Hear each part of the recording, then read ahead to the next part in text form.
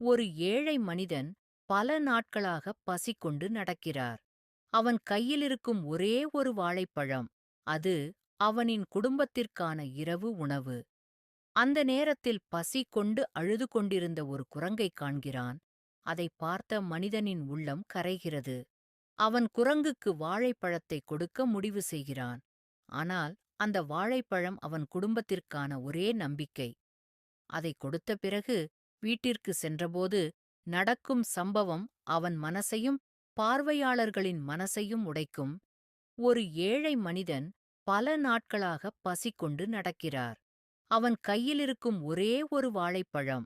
அது அவனின் குடும்பத்திற்கான இரவு உணவு. அந்த நேரத்தில் பசி கொண்டு அழுது கொண்டிருந்த ஒரு குரங்கைக் காண்கிறான். அதைப் பார்த்த மனிதனின் உள்ளம் கரைகிறது.